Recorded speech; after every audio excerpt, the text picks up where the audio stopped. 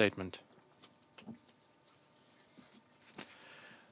The representative of the Russian Federation has asked for the floor to make a further statement. Thank you, Mr. President. I, of course, would like to comment upon some of the statements that we heard here today. I am not going to enter in a direct discussion with my Ukrainian colleague. I'll simply state that he very painstakingly tried to replace one of the parties to the conflict, the separatists of Donbass, replace them with the Russian military. This is disingenuous but ineffective way, because this way you can bring in Russia into implementing the Minsk agreements if you say that the Russian military participate in this conflict. So I saw that and will revert to that. But the Ukrainian representative did not say anything about which points of the Minsk agreements item by item are not being implemented. And we'll revert to that as well. Unfortunately, we didn't hear anything new today. We've heard the same hackneyed incantations that we have been hearing for a number of years. And this is sad because it confirms that what most of the time of statements were spent of, despite that, you still stand ready to use any means possible to cover up for those whom you mentor in everything that they do. Russia, Russia, Russia. That's basically all that we've heard today.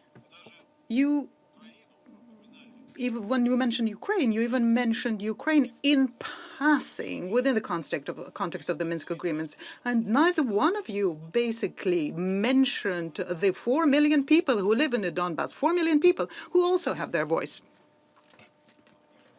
And they live there, they live in that region. Or don't you think that there are people, if you decide that you don't want to ask their opinion about what is happening in the southeast of Ukraine?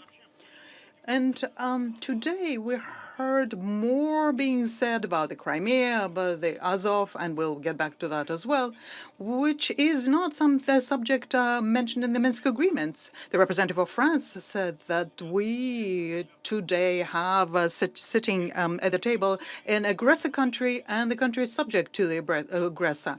And then he supported OSCE, but the OSCE mandate does not include anything stating the OSCE is to disengage Russia and Ukraine. Anything about that is absent there and is also absent from in the Minsk agreements. We have seemingly a new chapter which appeared in our Security Council meetings, my dialogue with our German colleague. Most of his statement was basically spent about his reaction to what I said, and I will support his initiative and follow in his footsteps and comment upon something that he said, and say that because of what was said by Christoph, we found out that he is one of the authors of the Minsk agreement, so we do know whom to turn to when we need to find the person responsible. My friend Christoph, I think, said, and this could be a Freudian slip, when he said that Russia in 2015 took Minsk. I do remember Russia taking Berlin. That's something that did happen in the past, earlier. Prior to that, we liberated Minsk. But in 2015, we were not in Minsk. We had no intention of being there. That's where our friends, our allies, our brothers live. We have no plans to take anything or invade anything. That's not how we do things. Interference is what you do. And we see that very well and the example is a Latin American country.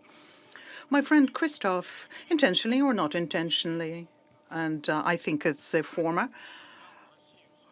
injected Russia, fittingly and not, in his statement. Even when he was talking about repairing the bridge, it sounded as though this is something that Ukraine should agree with Russia upon. Christoph said that our proposal on the Security Council resolution is a joke. Well, let me remind him all. This is a joke that President Putin discussed with Chancellor Merkel, and it was upon her request that we added to the proposed mandate of the OSCE mission, which is mentioned in the resolution, the function of protection, not only on the line of contact,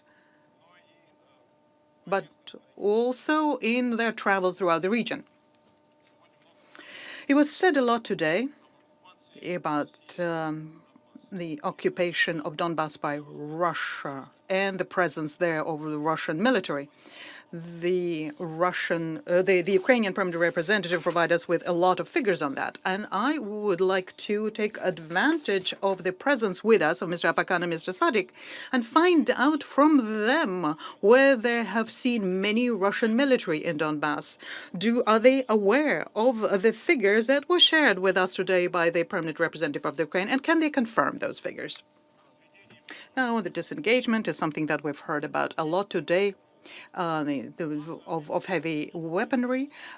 With the help of the OSCE, there was an agreement reached at one point that the disengagement will take place after the first 7 days of quiet on the line of contact. Such 7 days of quiet on the line of contact, something that we had dozens of, and this was confirmed by the OSCE mission. So the parties were then said, well, move into your own separate directions.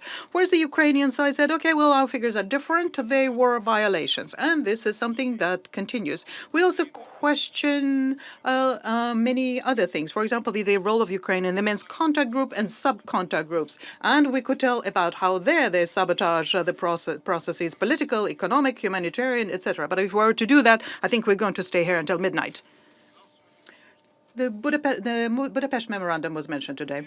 The Budapest Memorandum was on the agreement that had to do with Ukraine giving up on nuclear weapons that remained on its territory after the dismantlement of the former Soviet Union. The obligations there, the obligations undertaken by all participants to the memorandum not to use nuclear weapons against Ukraine and abide by all OSCE principles. And we're fully committed to those obligations. But the Budapest Memorandum has no obligations or an agreement to support unconstitutional coup d'etat and taking power over by force. We, by the way, acknowledge the territorial integrity and independence of Ukraine, which implicitly was being brought into question today. The fact that the Crimea in March 2014 decided to run away from Ukraine, well, for that, the Ukraine has only herself to blame for that. Because if the Crimea didn't do that then, the situation there today would be much worse than the situation in the Donbass today. It's really ludicrous to hear people tell about Crimea from someone who has never been there. It's very funny to hear them talk about the dire situation in the Crimea and the suffering of the people who live there. And this was mentioned by the British colleague of mine. You cannot probably even fathom how far you are from reality. Please come and visit. We're inviting you, and people will be happy to see you. You also stated that we are not allowing the monitoring missions into the Crimea. That is not true. We have invited any UN mission to the Crimea on many an occasion, and many an occasion stated that we are ready to host such a mission provided certain necessary conditions are met. Many of you saw a commitment by the Ukraine to implement the Minsk agreement. Where did you see this? How did you find this? This is a mystery for me and certainly is a joke. You do not want to listen to what is being said. What are the commitments under the Minsk agreements, and which of the items is it that Russia is supposed to implement? Once again, I call upon you, please reread from the Minsk agreements. And if you leave the paradigm according to which, according to you, it's a Russian military and not the inhabitants of the Donetsk and Lugansk who live there, if you leave that paradigm, then you will see who violates the Minsk agreements and doesn't abide by them. We stand ready to commemorate all of the upcoming dates, and we will have things to say on those dates. And I do hope that we will have an opportunity to talk about it again. As I said in the beginning of the meeting, we are happy to use any and all opportunity to discuss the situation in Ukraine, and I think that life will provide us with such opportunities. Thank you. I thank the representative of the Russian Federation for his